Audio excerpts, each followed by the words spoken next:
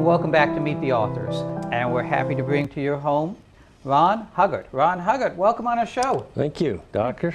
So glad to put his name up there, and we're going to talk about his many, many books.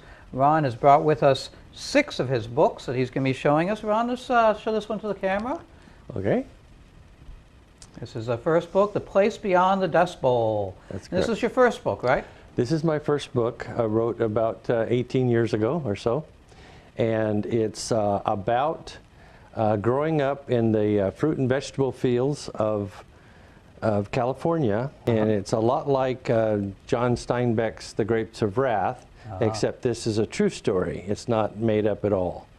And that's where you grew up. You came from a family of farmers? I grew up with a family of laborers. Laborers? Yes, and I grew up in migrant camps. Huh. And it was a lot of life's learning, I would say values of life learned in those camps. Hard work. Hard work, hard life, moving a lot, moving into new schools. I went to 30 different schools before I got out of high school. That is a lot, having to make new friends, trying to figure out how to accomplish different goals. I work at different hospitals sometimes. Every time you go to a new place, you have to learn all the rules and all the new people. Yeah, wow. So 30, and then didn't you went to school to become a teacher? How did that work? I did. I went to school and I actually became a teacher. And after a few years, I also went into law enforcement. And so that's actually how this book came about. Teaching, I would go in the summers and work on a project. One summer I wanted to learn how to fly, so I got my pilot's license. Oh. And then another summer I wanted to write my memoir for my grandchildren someday. And so I did. And that was this book. And well, it turned out to be this book. Yeah. I wrote 28 chapters in the memoirs. Nice. And I took it to Chris Brewer of Bear State Books in California, hence Bear State Books. Yes. And he submitted it to a fellow for editing. And he edited it down to 18 chapters. So he took out 10 chapters. That's a lot of editing. That's a lot of editing. And if you'd like, I can give you an example of what was edited and how I actually learned how to write. I was a teacher, didn't know how to write. Yeah. Because to make a book readable, you have to know how to do that. And I truly didn't, and I learned how to do that on this book. And I'll give you an example. At one of the camps where we lived, my mom was complaining of the rats. Because there were 5 of us kids, and we slept on the floor, and I usually slept under the kitchen table of wherever we lived to keep people from falling on me at night. That's a good plan. And so my dad came over to me one night, and he had his long rifle 22 with him. And he said, I'm going to see how many of those rats I can get tonight. So he sat down and gave me a flashlight. And he said, you hold the flashlight and I'll get them when they come out from under the kitchen sink. Of course, there was no danger of hitting anybody, but I remember he killed 3 rats that night before I fell asleep. And I wrote about this in my book. Well, the editor, Dick Brudick, I'm sorry, I mispronounced it. It's Jeff Brudick. And he read it, and so I had written that I didn't really want to see my dad kill those rats. And he said to me, you need to tell me why you didn't want your dad to kill those rats. And I said, well, let me back up for a second. He also said, if you don't know why yourself, write it and rewrite it, reread it, rewrite it, and it will come to you. And it did. It came to me like a bolt of lightning one night as I was rewriting it. And the reason that I didn't want my dad to kill that rat was because that rat was coming out of its own little dark corner of the world, of its own world, not wanting to hurt a soul and just wanted to survive the day. Yeah. You know what? That rat turned out to be me. Wow, I like that comparison. And so I wrote that, and he said, "Good job, Ron, go on." And I have a book. That is a wonderful story. And you know, when people are writing their biographies, a lot of people have memoirs. A lot of people write their memoirs. I think, well, everybody should. Like you say, you give your grandkids and stuff like that. You do have to learn to write. And the most important thing is what you're saying here. Show, don't tell. Make the feelings come through. Make it alive and really come through with what you want to say. That is a lovely story. So you wrote this book. You wrote a sequel to it. I did. It's Beyond the Dust Bowl with a Pocket Full of Peanuts. This book did pretty well in sales. Great. And so my Publisher. Yes, my publisher came to me and said, "You need another book." Yes. And I said, "Well, I already have another book, but I'm not sure that I have another Dust Bowl book in me." Yeah. And he said, "Sure you do."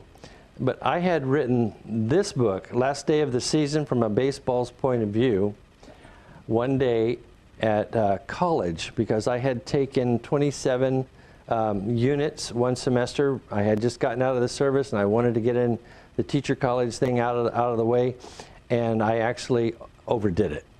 So I forgot. Yeah, I guess so. 27 credits is a lot for a semester. Yeah. Not only did I forget one of my finals, which took my grade down some. I would think so. In a teacher college, you have to have 3.5. Yeah. Well, they dropped to a 3.5, that final, and then the teacher wouldn't do anything about it, the professor. But a long story short, I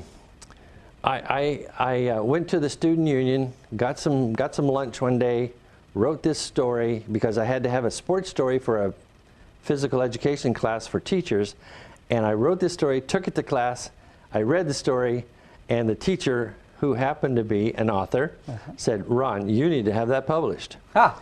And so I gave it to my publisher, and he had it in print in 3 weeks. That's amazing. And then I started on this book while that book was selling, and it took about a year, and I got this one done. And so you have 3 different big books. You have this biography, the sequel, and then this is something I'd like to talk about. We're running. We're not going to have a lot of time. We have about 3 minutes left. Okay. But this is a book about being a déjà vu. So sort of briefly tell us about this book. Déjà Vu of a Skeptic is a book that I wrote after I, happen chance, went into a restaurant in Placerville, California. And when I got inside of the restaurant, I was just inundated with déjà vu. Never happened to me before. So you had never been to this restaurant, Never but you had been to all the these restaurant. images in your mind. I did. And so we went upstairs and sat down, and all the people that were with me said, "Ron, you're acting weird. What's wrong?" And I said, "I really don't know what's wrong, but I know that thing over there is not a fireplace. It was a facade." And I said, "I think I know the lady in that picture."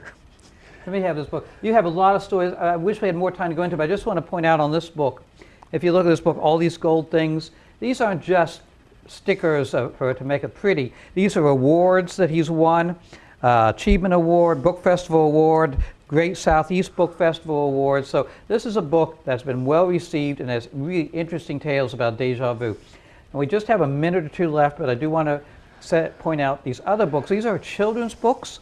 So not only does he have these great biographies and interesting science fiction thing, but he has this wonderful collections of children's books. And one of them is, I've seen, it's got places, little stories about kids he's taught, and places for the other kids to illustrate, and very imaginative stuff.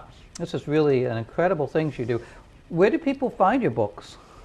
On Amazon.com or at my website, ronhughart.com. And this is your newest one. This is one that you just came out with and illustrated yourself.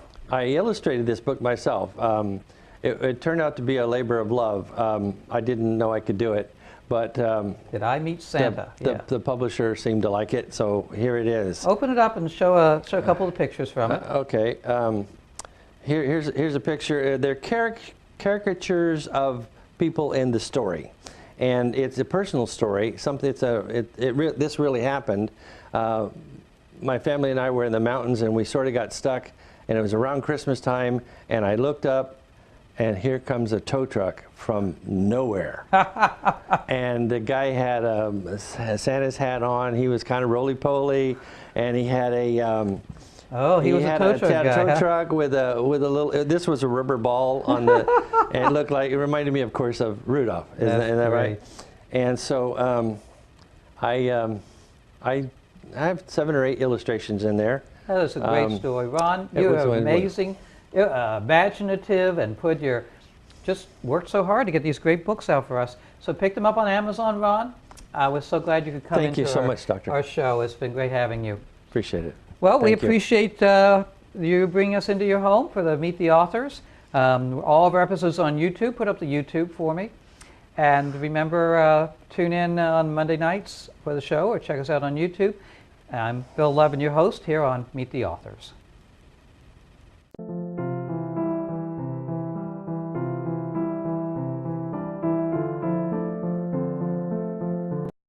Imagine an era of renewed prosperity, underwritten by a job-creating economic stimulus, powered by abundant clean energy sources.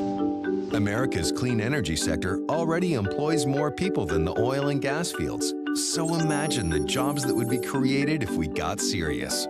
This is our future, America. This is the plan. Visit citizensclimatelobby.org. Working together, we can build a better, more prosperous future.